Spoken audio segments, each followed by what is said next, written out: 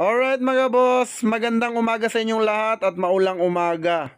So ayun, kakatapos lang natin na mag-ayos dito sa ating farm at bumabagyo. Ayun ingat po lahat ng mga backyard breeders. Dahil kasagsagan po ng bagyo, siguraduhin pong safety yung ating mga alaga. Ayan, big shoutout nga pala kay Sir Bert Jorda ng Cainta Rizal. Repeat buyers na naman mga idol. Paulit-ulit na lang yung ating mga buyers na bumabalik dito. Alam nyo na ibig sabihin nun. Ibig sabihin, maganda ang record natin sa kanila.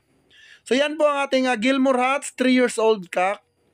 Ayan, pang December niya po yan mga idol. Ayan, napakaganda. Dalawa po ang inabil ni Bossing. So sa mga gusto mag-avail, marami pa po tayong cock dito. At talaga namang kung ipagkakatiwala nyo sa akin ng inyong panglaban na ibibigay natin yung the best of the best na masiseleksyon natin. Sa mga nagre-request naman na boss pa-video naman ng mga kak mo, pumasyal na lang po kayo dito.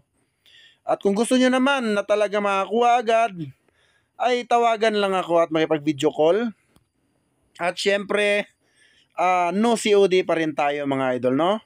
Kung nagbabala ka na magpa-COD ay huwag ka na lang mag-PM sa GTP Game Farm dahil hindi mangyayari yang gusto mo. Gusto mo na COD, pumasyal ka dito para dito tayo mag-usap.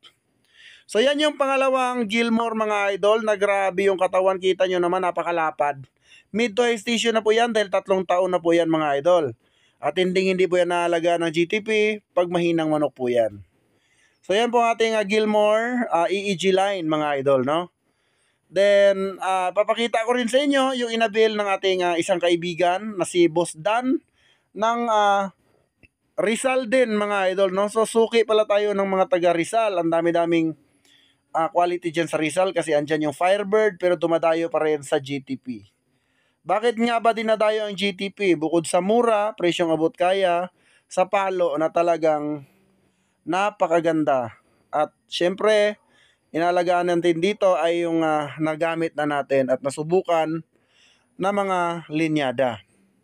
Ayan po mga idol at yun nga, gaya nga ng sinabi ko, paundas na mga idol, no? Paundas na pero yung gusto mo, hindi mo pa rin nagagawa. Baka naman abutan ka pa ng Pasko, wala ka pa rin broodstag hanggang ngayon. Kayang-kaya mo naman, pinipigilan ka lang, nagpapapigil ka naman. So, sayang naman yung effort mo, tapos yung kahit sarili mo, hindi mo kayang pasayahin.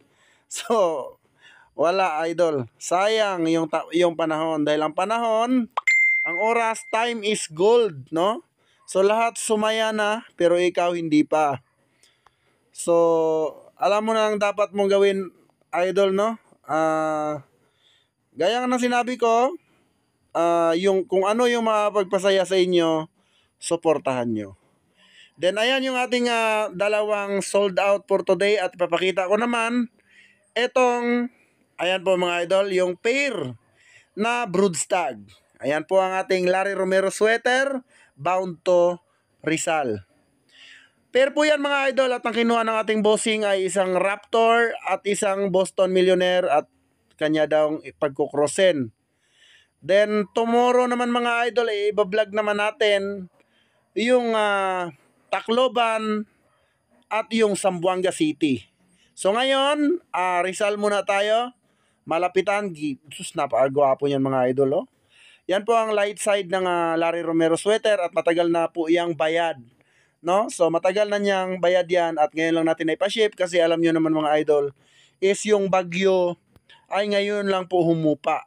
At ingat po sa lahat ng mga ka-backyard breeders at game farm sa bagyo, lalo na mayroon tayong super typhoon, ano? So ingat po lahat mga idol, ugaliing laging handa, no? Huwag magpabaya, unahin yung alaga. Siyempre mga idol, unahin yung alaga kasi nasa huli yung pagsisisi. Alright, so yan lang ating vlog for today mga idol. Yan po ang ating inahin na Boston Millionaire. At marami pang mga pulit na ready to breed sa atin mga idol. So PM nyo lang ako bago kayo maubusan. And God bless you all. Mabuhay kayong lahat hanggat gusto nyo. Gawin nyo yung gusto nyo mga idol. Kung yun ang mapagpasaya sa inyo, gawin nyo, huwag kayong papapigil. So yan lang ang ating vlog for today mga idol. Mabuhay ang bayang Sabongeros.